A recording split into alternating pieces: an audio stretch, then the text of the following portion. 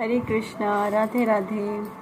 कैसे हैं आप सब लोग? मुझे उम्मीद है आप सब लोग बहुत अच्छे होंगे, अपनी अपनी लाइफ में एंजॉय कर रहे होंगे। And of course Radhe Krishna ji की कृपा आप सब पर खूब भर भर के बरस रही होगी।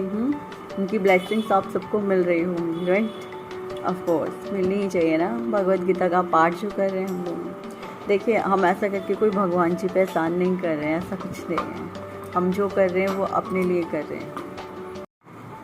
हाँ जी, तो वीडियो के साथ लास्ट तक कनेक्टेड रहेगा, वीडियो को लास्ट तक ज़रूर देखिएगा। So let's continue. इसी के साथ शुरू करते हैं। Stay connected. हरे कृष्णा, राधे राधे। आप सभी को मेरी बहुत ही प्यारी प्यारी सी राधे राधे। चलिए आगे बढ़ते हैं हम इसी के साथ। कल सॉरी मैं आप लोगों को वीडियो नहीं सेंड कर पाई थी, थोड़ी तबीयत ऐसी सी हो गई है और अभी भी थोड़ी तबीयत ऐसी सी है, बट मैं अपना ट्राई करती रहती हूँ कि वीडियो नहीं रुकनी चाहिए, बट कल रुक गई, इसके लिए एक्सट्रीमली सॉरी।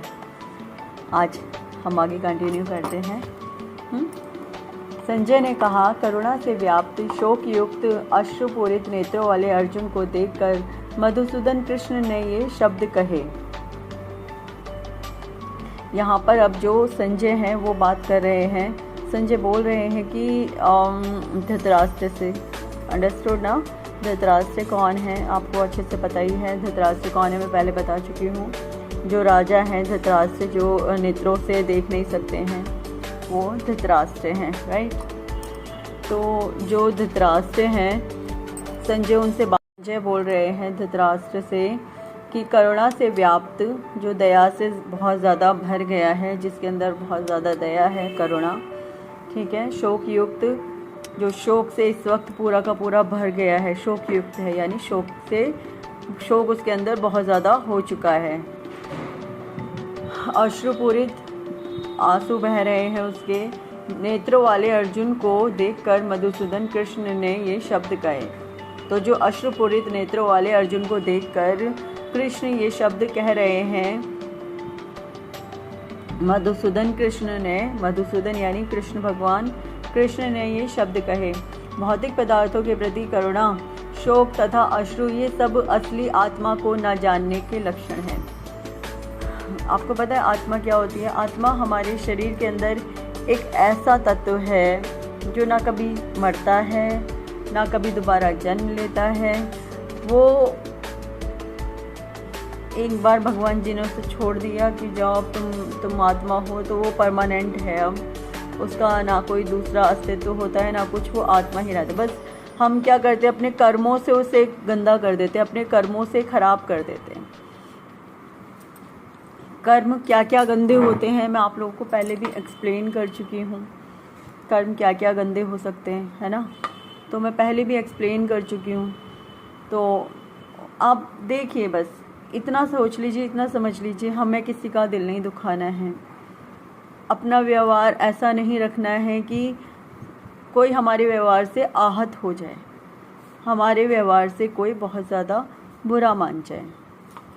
कई बार हम इस बात की परवाह किए बिना कि लोग हमारे बारे में क्या सोचेंगे, क्या नहीं सोचेंगे, लोग भी छोड़िए कि जो सामने जिसके साथ हम गलत कर रहे हैं वो हमारे बारे में बाद में क्या सोचेगा और उसको कितना दिल को दर्द होगा, ये एक बार भी नहीं सोचते हैं लोग, और वो काम कर देते हैं जो उन्हें नहीं करना चाहिए। और ज़्यादातर अपनों के साथ ही करते हैं लोग। मैंने ज़्यादातर जो नोटिस किए हैं चीज़ें, ज़्यादातर अपनों के साथ की जाती हैं ऐसी चीज़ें। देखिए, विदाउट एक्सपीरियंस कोई कुछ नहीं बोलता है कभी भी। ऑफ कोर्स एक्सपीरियंस होता है तभी बोला जाता है। अब मैं खुल के वर्ड्स नहीं बोलना चाहती कुछ भी, क्योंकि सभी सुन रहे हैं वीडियो। बस इतना समझ लीजिए, आपको किसी को हर्ट नहीं करना है अपने आप से, ठीक है ना? तो कोशिश कीजिए, गलत काम मत कीजिए। गलत कामों में बहुत सारी चीज़ें आती हैं। गलत कामों में सबसे पहला तो यही आता है, पर स्त्री या पर पुरुष की तरफ गलत निगाह से नहीं देखना है। आप देख सकते हो बट गलत वे में नहीं देखना है। दूसरा, कोई भी चोरी चकारी, कोई भी उल्टा सीधा काम नहीं करना है। किसी के साथ बदतमीज़ी नहीं करनी है, अगर आपको किसी को कोई बात बोलनी है, पहले यहाँ कोई लड़ाई कर ही रहा है तो लड़ाई करना मजबूरी है वहाँ, तो देखो। लेकिन अगर कोई लड़ाई नहीं कर रहा है और आराम से बात कर रहा है तो वहाँ पे आपको बदतमीज़ी नहीं करनी है। ये सारे कर्म अच्छे ही कर्मों में फिर गिने जाएंगे, और इसके विपरीत जो आप दूसरे कर्म करोगे गलत कर्म, वो गलत कर्मों में ही काउंट होंगे। और मैं कर्मों की बात ना स्पेसिफिक इसलिए कहती हूँ, देखो हम यहाँ संसार में कोई भगवान तो यहाँ पैदा होके कोई भी नहीं है। हाँ, भगवान जी कृष्ण भगवान आए थे, I know very well, but इसके अलावा कुछ स्पेसिफिक लोग आए थे जो भगवान थे, लेकिन उन्होंने भी यहाँ के अपने कर्म किए हैं और अपने कर्मों को अच्छा रखने की कोशिश की है ताकि लोग उनसे सीखें। और आप बोलोगे कृष्ण भगवान की 16,108 रानियाँ थीं तो हमारी क्यों नहीं हो सकती हैं? देखो, पहली बात तो वो एक राजा थे, राजा की तो रानियाँ हो सकती हैं, चलो पहली बात। दूसरी बात, उस समय के लोग इस तरीके से रखा करते थे कि 16,108 और 100 और किसी के 3 किसी के 4, पहले के टाइम में होती थी ऐसे। बट आज के टाइम में लीगली ये अलाउड नहीं है, ना ही ये लीगली ओके है, ठीक है। दूसरी बात, इसी के विपरीत एक और बात है जो मेन है। 16,108 रानियाँ उनकी ऐसे ही नहीं थी, एक्चुअली वो इतने ज़्यादा प्रभावशाली थे क्योंकि वो ईश्वर थे। देखो, आप समझने की ना थोड़ी सी कोशिश करना है यहाँ पे। मैं समझा रही हूँ अपनी तरफ से पूरा, लेकिन होता क्या है, मैं समझा भी रही होती हूँ लेकिन आप समझ नहीं रहे हो तो आपको नहीं समझ में आएगा। आपके दिमाग में अगर क्वेश्चन ही घूमता रहेगा ना तो आप नहीं समझोगे। तो अपना क्वेश्चन छोड़ करके मेरी बात समझना, तो आपको जल्दी से समझ में आ जाएगा। समझाती हूँ मैं थोड़ा सा, ठीक है। सपोज़ मैं कृष्ण भगवान से प्रेम करती हूँ, तो क्या आप कृष्ण भगवान ने मुझसे कहा था कि मुझसे प्रेम करो? नहीं कहा, बट मैं उनसे प्रेम करती हूँ। इसी तरीके से संसार में जितने भी लोग हैं ना, सब स्त्रियां हैं, यस ऑफ कोर्स। अब यही बात एक्सप्लेन करने की है, संसार में सब स्त्रियां कैसे हो सकती हैं। अच्छा, एक चीज़ बताइए मुझे, आत्मा आपकी है, आत्मा मेरी भी है, और लोगों के अंदर भी सिर्फ आत्मा ही है ना, इसके अलावा तो और कुछ नहीं है ना किसी के अंदर, है ना। और बाहर शरीर के ऊपर कपड़ा चढ़ा दिया है, किसी के ऊपर फैंसी वाला दूसरा था, किसी के ऊपर दूसरा था, किसी के ऊपर कोई कपड़ा चढ़ा दिया गया, किसी के ऊपर कोई कपड़ा चढ़ा दिया गया। पशुओं के ऊपर दूसरे तरीके का कपड़ा चढ़ा दिया गया, हमारे ऊपर स्त्रियों के ऊपर ये वाला कपड़ा चढ़ा दिया गया, और जो पुरुष थे उनके ऊपर पुरुषों वाला कपड़ा चढ़ा दिया गया, ठीक है। तो ये शरीर दे दिया गया, आकार दे दिया गया, बनावट दे दी गई, बट आत्मा तो वही है ना। ना आत्मा स्त्री है ना पुरुष है, आत्मा तो आत्मा है सिर्फ। तो फिर अगर स्त्री भी नहीं है पुरुष भी नहीं है तो फिर कौन है? एक्चुअली आत्मा ना स्त्री है ना पुरुष है, वो केवल एक आत्मा है, एक जीव है जिसे परमात्मा से मिलना होता है। और इसीलिए इस धरती पर जितने भी आत्माएं हैं, जितने भी जीव हैं, जितने भी प्राणी मात्र हैं, वो सब ईश्वर की भक्ति करने के लिए आते हैं। अब उसमें क्या होता है, जब हम ईश्वर की भक्ति कर रहे हैं तो ईश्वर अगर हमसे प्रसन्न होते हैं तो वो हमें वरदान स्वरूप में, जब भी वो इस धरती पर अवतार लेते हैं, अपने साथ में आने का मौका देते हैं, जब जिन भक्तों पे वो बहुत ज़्यादा प्रसन्न हो जाते हैं। अब वो भक्त तब तो उनकी केवल सोच करके या फिर पत्थर को देख करके उनकी पूजा कर रहे होते थे तब, ठीक है। उनको एक विग्रह स्वरूप में मान करके पूजा कर रहे होते थे। जो मूर्तियाँ होती हैं ना, उन्हें विग्रह बोला जाता है, ओके। तो वो विग्रह स्वरूप में मान करके उनकी पूजा कर रहे थे। बट अब साक्षात ईश्वर सामने है तो क्यों नहीं करेंगे? क्यों उनके प्रति प्रेम नहीं जगेगा? परम पुरुष वही हैं, परम पुरुष कृष्ण भगवान, राम जी और आपके विष्णु भगवान, परम पुरुष वही हैं। जब परम पुरुष वो हैं तो हम तो सिर्फ नॉर्मल सी आत्माएं हैं ना, जिन्हें अपने भगवान के पास जाना है। तो यहाँ पे आप सामाजिक दृष्टि से मत सोचिए, क्योंकि कुछ चीज़ें ना सामाजिक दृष्टि से तो गलत होती हैं, बट अब आप कहोगे फिर हम दूसरे वाले काम क्यों नहीं कर सकते? वो क्या सामाजिक दृष्टि से गलत है तो क्या हो गया, हमारी दृष्टि में तो ठीक है। बट नहीं, भगवान की दृष्टि में तो गलत है ना। मैं यहाँ पर इंसान का, यानी एक आत्मा का, इंसान का नहीं, एक आत्मा का परमात्मा के प्रति प्रेम बता रही हूँ सिर्फ। उसमें ना गलत होता है ना कुछ सही होता है, उसमें केवल एक प्रेम होता है आत्मा का परमात्मा के प्रति। और जब आत्मा के समक्ष परमात्मा आते हैं तो ऑफ कोर्स वो आत्मा उनकी तरफ चुंबक की तरह खिंचती है और जाती है, वहीं जाएगी जहाँ उसके परमात्मा उसको मिलेंगे। जिन आत्माओं को जाने का मन होता है उनको नहीं, जिनको मन नहीं है उनको नहीं मिलेंगे, उनको कृष्ण भगवान के प्रति कुछ इतना रुझान भी होगा। लेकिन जब कृष्ण भगवान साक्षात धरती पर थे ना, तब उनका जो आकर्षण था वो इतना ज़्यादा था, इतना ज़्यादा आकर्षण था कि अगर कोई गोपी या ऐसा नहीं है कि सिर्फ औरतें या लड़कियां ही नहीं, पुरुष और पुरुष वगैरह भी जो भी थे ना, जितने भी पुरुष लड़के थे सब, वो भी उनके प्रति उतने ही आकर्षित रहते थे जितने कि वो औरतें या स्त्रियां। हाँ, वो भी उनके प्रति उतने ही आकर्षित रहते थे। ऐसा नहीं है कि सिर्फ औरतें या लड़कियां ही उनकी तरफ आकर्षित होती थी, नहीं, वो पुरुष, क्योंकि हमारे अंदर जो आत्मा है वो अपने परमात्मा से मिलने के लिए बहुत समय से व्याकुल है। और आत्मा तो सभी के अंदर है ना, और वो एक आत्मा अपने परमात्मा से मिलना चाहती है। जब उसे उस आत्मा को अपने परमात्मा मिलने लगे तो उसका अपने परमात्मा को देख करके उसके प्रति खिंचाव होना एक जेन्युइन सी बात है, एक नेचुरल सी बात है। वो खिंचेगा ही खिंचेगा, एक आत्मा, एक जीव अपने परमात्मा की तरफ खिंचेगा ही खिंचेगा। वो ना चाहते हुए वो आकर्षण उसे वहाँ तक ले जाएगा। वो आकर्षण क्या नॉर्मल वैसी अट्रैक्शन है? नहीं, अट्रैक्शन नहीं है, ऐसा आकर्षण नहीं है कि बस जैसा हमारे आजकल ये लोगों के बीच में होता है कि आज है कल तक ख़त्म। ये आकर्षण नहीं। आकर्षण मतलब वो आकर्षण, वो प्रेम जो एक आत्मा सदैव ढूंढती है अपने लिए, परमात्मा का, अपने ईश्वर का प्रेम। वो प्रेम वो सदा ढूंढती है। इस धरती पे आने के बाद एक आत्मा क्या करती है? अपने ईश्वर का प्रेम चाहती है, अपने परमात्मा का प्रेम चाहती है। लेकिन जब तक उसे वो प्रेम नहीं मिलता, वो वापस बार बार धरती पर सिर्फ इसीलिए आती है कि उसे परमात्मा का प्रेम पाना है। और जब तक वो इस प्रेम को नहीं पा लेती है, तब तक वो बार बार बार बार धरती पर आती है। यस, बहुत सारे तो ऐसे लोग हैं जिन्हें अपने बारे में ये नॉलेज भी नहीं है कि हम पुराने जन्म में अपने ईश्वर की भक्ति करते थे और वापस से इसी काम के लिए धरती पर आए हैं और हमें फिर से यही काम करना है। उन्हें इस चीज़ की कोई नॉलेज ही नहीं है। वो भूल चुके हैं पूरे तरीके से कि हमें अपने ईश्वर के प्रेम के लिए धरती पर वापस भेजा गया है। तो अब हमारा क्या काम है? हमारे ईश्वर का प्रेम पाना। और जब कृष्ण भगवान धरती पर अवतरित हुए थे तो जितनी भी आत्माएं उनके लिए तड़प रही थी, तरस रही थी, वो सब गोपियों के रूप में उस वक्त मौजूद थी वहाँ पे। क्योंकि पुरुष तो एक ही थे ना, बाकी तो सब स्त्रियां थी, तो उन्हें स्त्रियों का ही रूप धरना पड़ा था। इसके विपरीत जो पुरुष भी थे उन्होंने भी स्त्रियों का वेश ले लिया। अब मैं आपको एक प्रसंग सुना देती हूँ, बहुत छोटा सा प्रसंग है, बट क्योंकि आपको समझाना ज़रूरी है इस चीज़ को, इसलिए मैं समझाने के तौर पे ये प्रसंग सुना रही हूँ। ठीक है। एक बार क्या हुआ,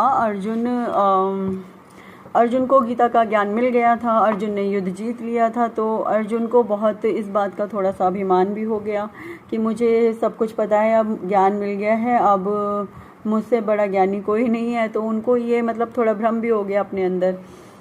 अब भगवान जी यही कहते हैं कि भाई ठीक है, मैं तुम्हें दे रहा हूँ तो अहंकार मत लाना। कृष्ण भगवान यही बार बार बोलते हैं, यदि मैं तुम्हें ज्ञान प्रदान कर रहा हूँ तो तुम अपने अंदर अहंकार नहीं लाओगे। बट ये बहुत ही ना, मैंने एक चीज़ नोटिस की हुई है कि जिनको इस चीज़ का थोड़ा बहुत ज्ञान मिल जाता है या थोड़ी बहुत जो ज्ञान जिनके अंदर आ जाता है, उनके अंदर अहंकार भी बहुत जल्दी आता है। मैंने बहुत ज़्यादा नोटिस की, जबकि ऐसा नहीं होना चाहिए। ज्ञान मिलने के बाद तो अहंकार रहना ही नहीं चाहिए, आना तो बहुत दूर की बात है। खैर, वो एक अलग विपरीत बात हो गई। मुझे थोड़ा सा इस बारे में भी बोलना था तो मैंने बोल दिया, ठीक है, क्षमा कीजिएगा। बाकी आगे बढ़ते हैं, अर्जुन के प्रसंग पर आते हैं। हाँ, अर्जुन ने कृष्ण भगवान से बोला कि हे नाथ, आप कहाँ जा रहे हैं? अभी तो युद्ध समाप्त हुआ है, अब कुछ समय आप हमारे साथ ही रुकिए। कृष्ण भगवान ने कहा, मैं बहुत समय से द्वारिका से अलग हूँ, तो अब मुझे द्वारिका वापस जाना पड़ेगा। अब और अधिक मैं यहाँ नहीं रुक सकता। द्वारिका में भी लोग मेरा बहुत समय से प्रतीक्षा कर रहे हैं द्वारिका के अंदर, तो अब मुझे जाना बहुत ज़्यादा ज़रूरी है। तो अर्जुन हट करने लगे। तो अर्जुन ने कहा, ठीक है, अब मुझे ज्ञान प्राप्त हो गया है तो मैं अब अपने आप को समझा सकता हूँ। तो कृष्ण भगवान ने कहा उनसे कि अभी तुम्हें ज्ञान, अब मुझे ज्ञान प्राप्त हो गया तो मुक्ति भी मुझे मिल ही जाएगी।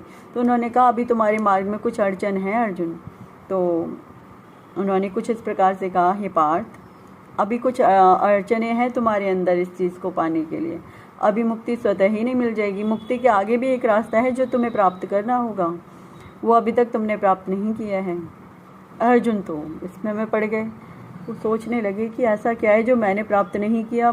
युद्ध मैं जीत सकता हूँ, सारी युद्ध की कलाएं मुझे पता है, ज्ञान कृष्ण भगवान से गीता का मुझे मिल गया, सारे वेदों का मुझे मिल गया, अब बचा क्या बाकी। कहते हैं कौन सा ज्ञान मिलना बाकी है, अब सारा ज्ञान तो मुझे मिल चुका है, अब कौन सा ज्ञान मिलना बाकी है। तो कृष्ण भगवान ने कहा अभी एक ज्ञान बाकी है जो तुम्हें मिलेगा।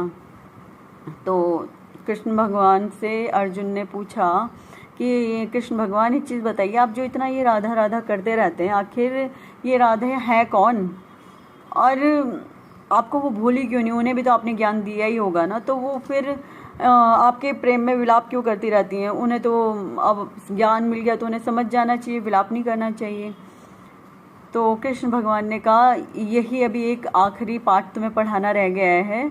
अब एक काम करेंगे, तुम रास्ते में वृंदावन पड़ेगा, तुम वहाँ रुक जाना कुछ समय के लिए, और वहाँ रुक करके राधा से भेंट करना, वहाँ सभी गोपियों से भेंट करना, और मेरी मैया से भेंट करना, सभी से भेंट करना।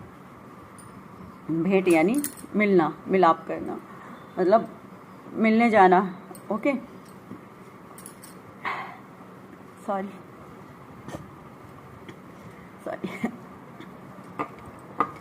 तो अर्जुन ने कहा ठीक है। मथुरा के आगे फिर वृंदावन था, उन्होंने वो वृंदावन पे उनको उतार के फिर वो द्वारिका के लिए निकल गए। अब अर्जुन सोचने लगे रास्ते में कि क्या यार, क्यों मेरे को यहाँ पे, क्यों मेरे को सारा तो ज्ञान मिल गया, अब क्या रह गया बाकी, क्या बाकी रह गया, कुछ नहीं। वृंदावन के जैसे ही उन्होंने क्या बोलते हैं उसे, बाउंड्री पे पैर रखा, उनको अजीब सी बेचैनी सी महसूस हुई। फिर वो जैसे आगे बढ़े, बढ़ते के साथ ही उन तब उस टाइम पे तो सारा जंगल ही जंगल हुआ करता था, ज़्यादातर सब जंगल हुआ करता था। तो कृष्ण भगवान के वियोग में वहाँ की जितनी भी लता पताएं थी सब रो रही थी। वो कृष्ण कृष्ण करके, मतलब पहले तो जब कृष्ण भगवान वहाँ थे तो वहाँ पे बहुत ही अच्छा वो रहता था और वातावरण रहता था, और सारी की सारी डालियाँ महकी हुई खिली हुई रहती थी। कृष्ण भगवान आते थे यमुना जी पे रोज़ और वंशी बजाते थे, तो जितने भी वो थे क्या बोलते हैं लता पताएं थी सब ऐसे झूम रही होती थी आपस में। तो एक तरीके से जैसे वो भी पूरा वृंदावन जो था, वृंदावन यानी वृंदा, वृंदा आप समझ गए मैं किसको बोल रही हूँ, वृंदा, वृंदा जो तुलसी महारानी कहलाती हैं वो वृंदा। तो वो वृंदा का मैंने तो ऑफ कोर्स वृंदा उनकी पत्नी भी तो हैं, तो वो वहाँ पर खूब ऐसे ऐसे झूम रहे थे, झूमते होते थे वहाँ पे सब, वो वंशी बजाते थे, पूरा का पूरा वृंदावन झूमता था उनकी एक बांसुरी की धुन पे। ठीक है, अब उनकी बांसुरी की धुन नहीं सुनाई देती थी किसी को सुनाई नहीं आता था कुछ भी, अब सब ऐसे मुरझाए हुए पड़े रहते थे। कृष्ण भगवान वो अर्जुन वहाँ पहुँचे तो सब लता पताएं सब रो रही थी, कृष्ण कृष्ण कृष्ण कृष्ण, रुदन सा चालू था एक तरीके से, वहाँ पर विलाप चालू था लगातार। तो आगे पहुँचे, आगे पहुँच करके गोपियाँ मिली उन्हें। तो जब गोपियाँ मिली तो वहाँ जा कर के गोपियाँ भी रो रही थी, गोपियाँ भी रोती रहती थी ऐसे ही। कभी वो राधा रानी के लिए तो उनकी सेवा में तत्पर रहती थी, बट रोती भी रहती थी कृष्ण भगवान के लिए। फिर वहाँ वो राधा रानी के से मिलने जाने लगे अर्जुन, तो उन्होंने विशाखा सखी और ललिता सखी, तो ललिता सखी ने रोक लिया उनको कि क्यों मिलना है तुम्हें राधा रानी से, क्या कारण है, तुम आगे नहीं जा सकते, और तुम्हारा जो ये वेश है यहाँ इस वेश में एंट्री नहीं है वृंदावन में। कि क्यों, कि यहाँ सिर्फ स्त्रियाँ रहती हैं, यहाँ पुरुष नहीं रहते कोई भी। तो अर्जुन सक पका गए कि यहाँ कोई पुरुष है ही नहीं, कि नहीं यहाँ कोई पुरुष नहीं है, यहाँ सब स्त्रियाँ होती हैं। अगर राधा रानी से मिलना है तो तुम्हें भी स्त्री बनना पड़ेगा, तभी तुम अंदर आ सकते हो, अदरवाइज तो तुम नहीं मिल सकते राधा रानी से। अर्जुन शॉक्ड, मैं स्त्री कैसे हो सकता हूँ, मैं तो पुरुष हूँ। अर्जुन पूरे तरीके से शॉक्ड थे कि मैं स्त्री कैसे हो सकता हूँ, मैं तो पुरुष हूँ। बट ये ट्रुथ था उस वक्त। तो अब बताती हूँ, सुनिए ध्यान से।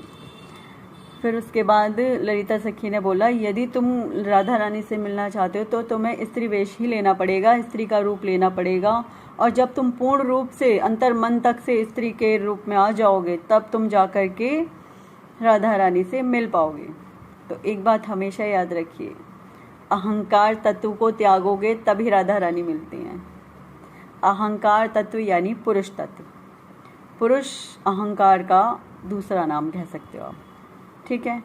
तो उन्होंने सीधे सीधे बोला कि तुम्हें अपना ये पुरुष रूप त्यागना पड़ेगा। अर्जुन ने कहा, चलो भाई, अब जब यहाँ तक आए हैं और राधा रानी से भेंट करनी है तो ये तो करना ही पड़ेगा।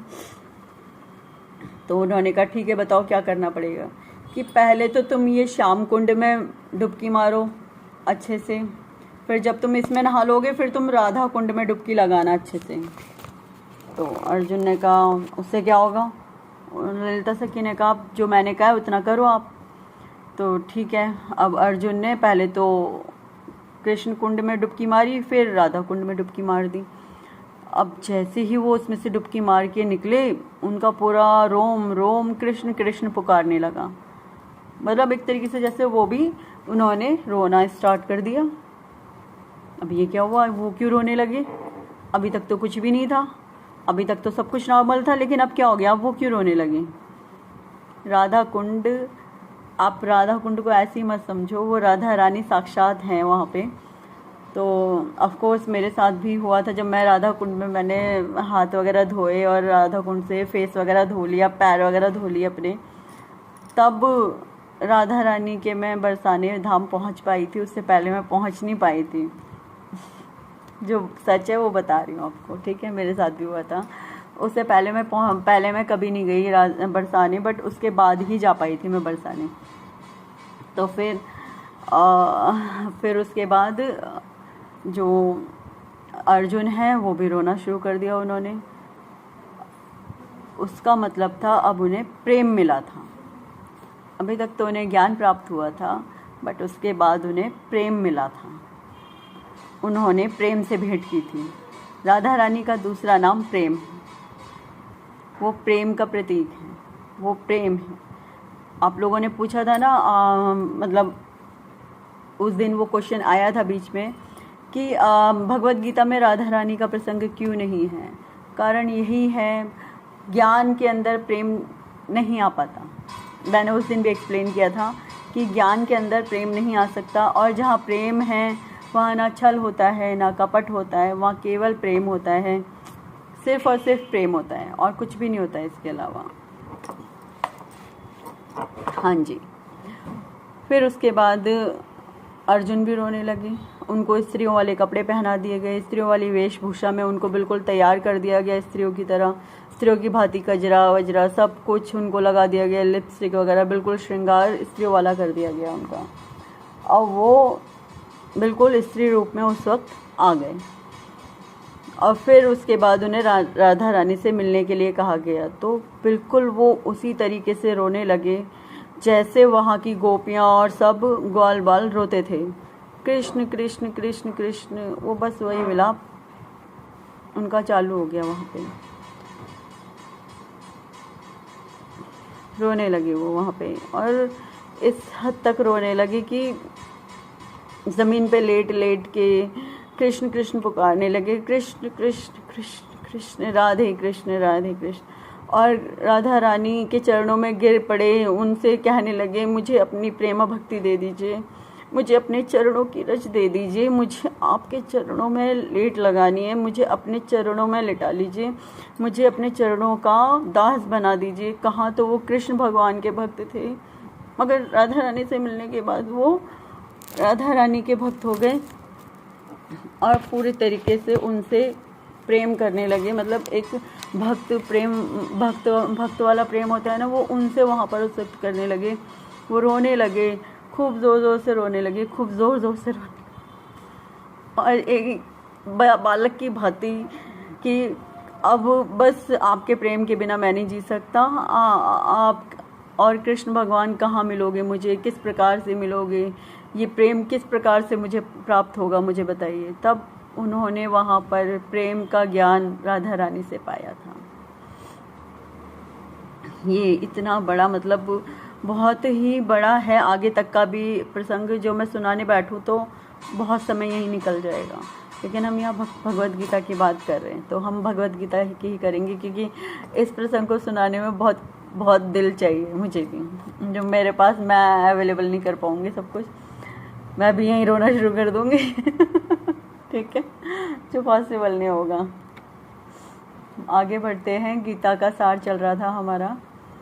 तो भौतिक पदार्थों के प्रति करुणा, शोक तथा अश्रु, ये सब असली आत्मा को न जानने के लक्षण हैं। आत्मा, मैंने बताया, आत्मा ईश्वर की मांग करती है। तो जब तक तुम इस असली आत्मा को नहीं जानोगे, आत्मा हमारी जीवात्मा है, उसको नहीं जानते हैं हम लोग। तो असली आत्मा को न जानने के लक्षण है शाश्वत आत्मा के प्रति करुणा ही आत्म साक्षात्कार है। जब हम अपनी असली आत्मा के प्रति करुणा भाव दिखाते हैं, अभी हमने खाना खा लिया, ठीक है, मैंने उस दिन भी समझाया था हमारी आत्मा को क्या चाहिए। हमारी आत्मा को मेडिटेशन चाहिए होता है, अच्छे कर्म चाहिए होते हैं, हम कोई भी गलत काम बाहर करके आ जाते हैं।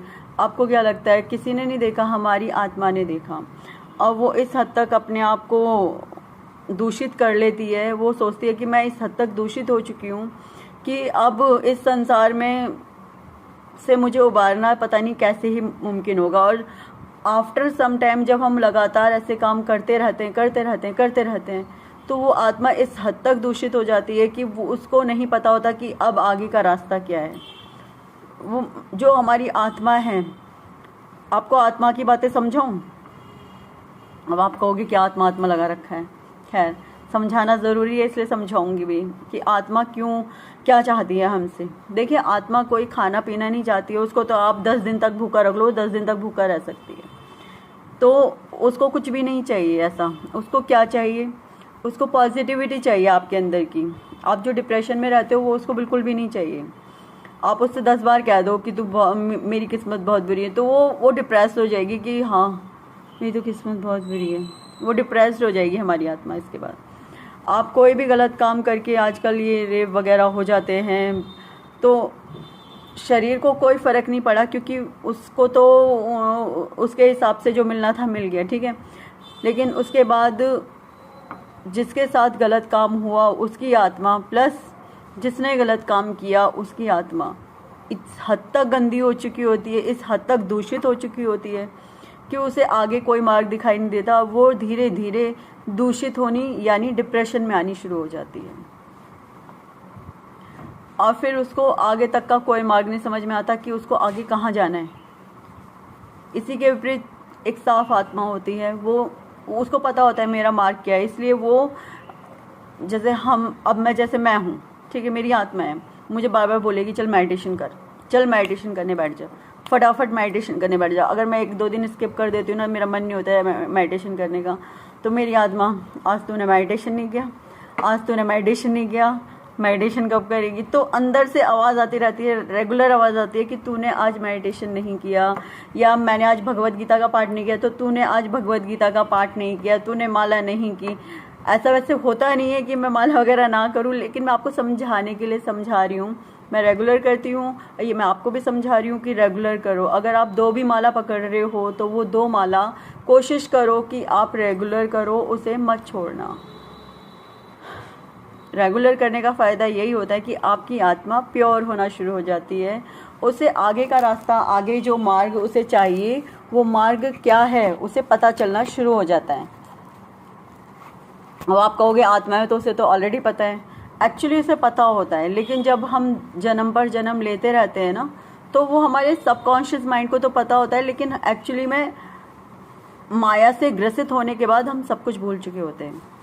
मैंने आपको बच्चे का बताया भी था, जब वो गर्भ में होता है तब उसे सब याद रहता है, लेकिन जैसे ही वो गर्भ से बाहर आता है वो सब कुछ भूल चुका होता है, बस वैसे ही। ठीक है, तो इस चीज़ का खास ध्यान रखिए।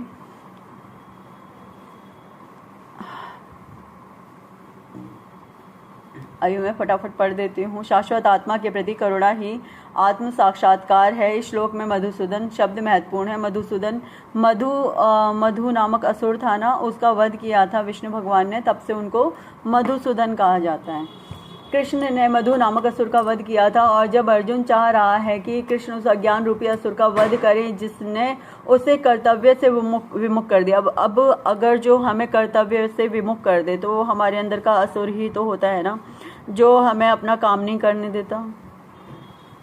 तो अर्जुन चाहते क्या है, वो ये चाहते हैं कि अब कृष्ण भगवान मेरे अंदर जो असुर बैठा है उसको भी मार डालें, उसका नाश कर दें, क्योंकि मैं अपने कर्तव्य से विमुख हो रहा हूँ। राइट। यह कोई नहीं जानता कि करुणा का प्रयोग कहाँ होना चाहिए। डूबते हुए मनुष्य के वस्त्रों के लिए करुणा मूर्खता होगी। अब यहाँ पर भगवान जी कह रहे हैं कि ये कोई नहीं जानता है कि करुणा का प्रयोग हमें कहाँ पर करना चाहिए और कहाँ पर नहीं करना चाहिए। अब अगर आप किसी ऐसे मनुष्य के लिए जो बिल्कुल ही अधर्मी है, जो पाप पर पाप कर रहा है, उसके प्रति करुणा दिखाओगे तो that is not okay. Right. But अगर किसी ऐसे इंसान को आप करुणा दिखाओगे जो हमेशा से ही अच्छे काम करता रहा है, लेकिन आज उसकी अचानक से तबीयत खराब हो गई या कोई भी प्रॉब्लम आ गई है उसके साथ में, तो उसके प्रति करुणा दिखाना तो बनता है ना।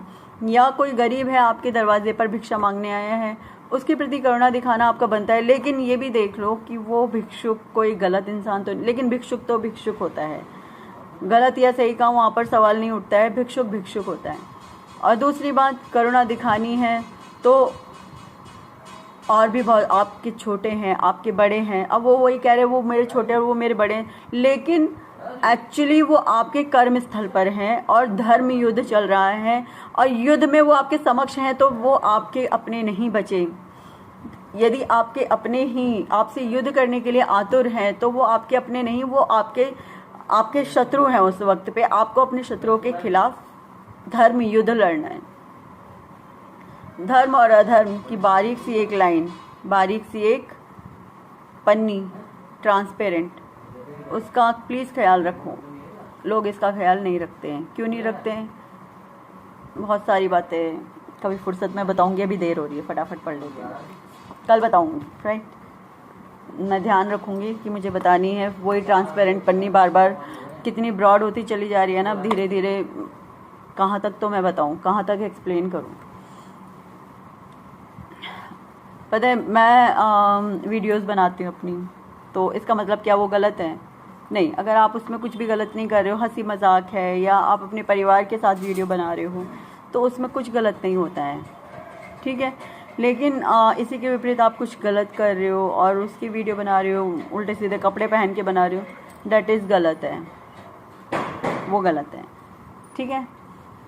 तो हम आगे बढ़ते हैं। ये मैंने इसलिए बताना उचित समझा क्योंकि कल को लोग ये बात कह सकते हैं कि आप डबल उसमें रहते हो, कि यहाँ पर तो इस तरीके से हमारे सामने बात कर रहे हो, वहाँ वीडियोस बनाते हो हंसी मजाक की। देखो, हंसी मजाक करना, सपोज़ मैं घर में भी तो हंसी मजाक कर रही हूँ ना, अगर मैं सामने किसी के साथ में हंसी मजाक कर लूँ तो वो गलत है? नहीं, वो गलत नहीं है।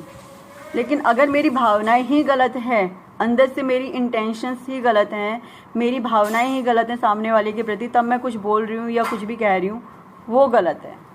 ठीक है।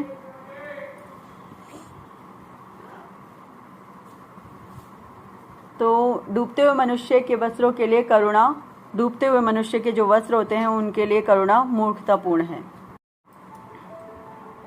बाकी का हम कल करेंगे। इसी के साथ अध्याय 2 श्लोक नंबर 1 और बाकी की बातें इसी विषय में कल मैं चर्चा करने वाली हूँ, जो कि मैं कल करूँगी।